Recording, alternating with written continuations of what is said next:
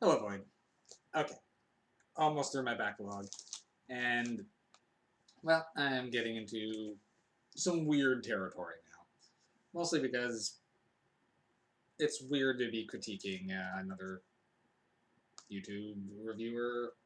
Well, I suppose he's got works on his own site as well as Channel Awesome, but to be talking about someone else who, well, talks about movies and does it a lot better than I do, it's a weird position to be reviewing it, but as I review every movie I see, I still at least gonna throw my opinion out there.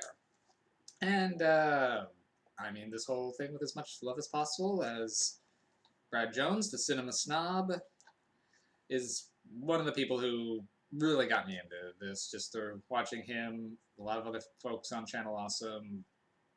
I still regularly watch their stuff, so I don't need to be coming down too harsh or negative on someone who I identify more with, I suppose. But that said, I doubt Brad Jones is ever going to see this review. But if you happen to, much respect to what you do. All right, the Cinema Snob movie. And, well, I liked it. I'll say that right off the bat. It's maybe not as high quality as some of his more recent works, particularly his budget and, I guess, practice has definitely improved throughout the years. As this movie's 10 years old now. Actually, this came out in 2012, and it's just weird to think about. Anyway, so this is essentially done up as if an origin story for Brad's cinema snob character, Craig Golightly. Essentially trying to show how he got into reviewing the exploitations and porno films that he often does. This one starts him off as more of a amateur exploitation filmmaker that's trying to make it big. However, his funding and locations are being blocked then by the local film commission, and the head of it, played by Ryan Mitchell, who's also the director here. And so he can't get his black exploitation movie, Black Angus, is off the ground, so he does the only thing he can do, go undercover as a pretentious film snob to join the local film commission's film club and schmooze them for a while and then get them to sign off on some paperwork. The wingman in the scheme is his director, Neil, played by Jake Norville, before Norville's falling out with Brad Jones many years ago. And, well, he's the one pretty much trying to get everything going behind the scenes while Brad does everything he can to get the film commission to warm up to him. And, well, warm up they begin to, particularly Ryan's... not Ryan. I can't remember his character's name now. The film committee, Dan Phillips, the person who runs the film commission. His wife begins flirting with and getting a thing for Brad, played by, at the time, Brad's... I don't know if she was fiance or wife at the time, but his former wife. And then, while that's going on, members of the film club are, well, slowly dying as they are found horribly murdered. And so, it's who's the killer, why are they killing, and who done it. Now, most of the cast is Brad Jones' usual stable of friends and actors, and they'll, for the most part, handle the roles required of them pretty well, and everyone's clearly having a good time making this. My only comment on some of the acting would be towards actually Ryan Mitchell's character.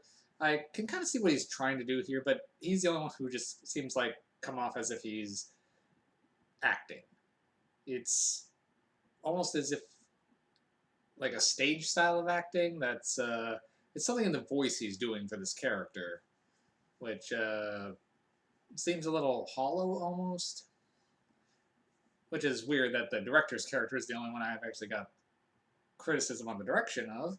But so his acting's for me wasn't quite doing it. His direction's fine, works very well here. So don't mean to come down on Mitchell himself.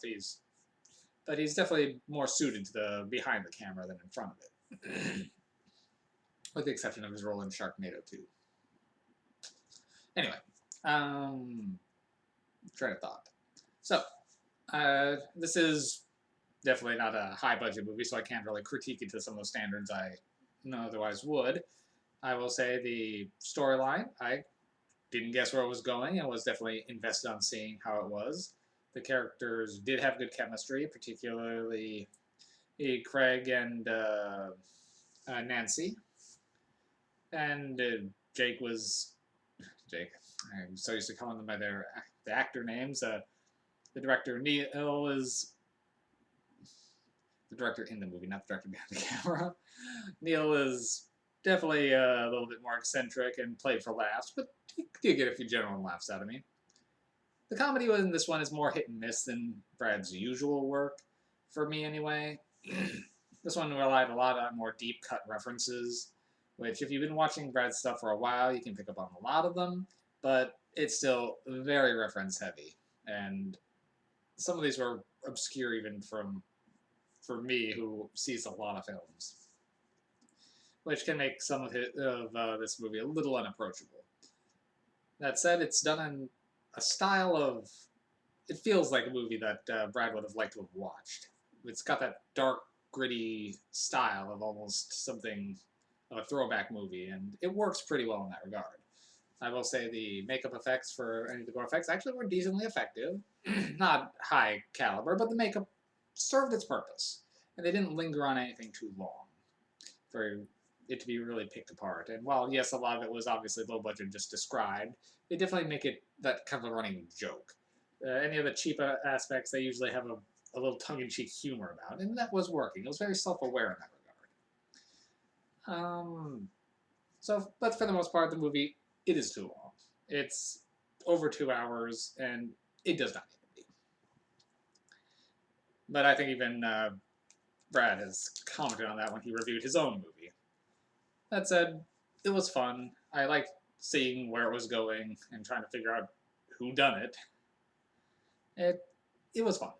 I can only give like 5 MacGuffins, but because it is long, it can be a bit slow, and some of the references are hard to follow. But it is still... It's worthwhile if you're a fan of Brad Jones' work. So, love you, Brad. I like the movie. Not your highest work, but it was a long time ago now, and you definitely have improved, and which I will definitely be talking about later, because I do have more of your movies. So, I've got another one to review, actually, of Brad Jones' stuff coming up next, actually, so touch base on that shortly. Alright. Have a good night.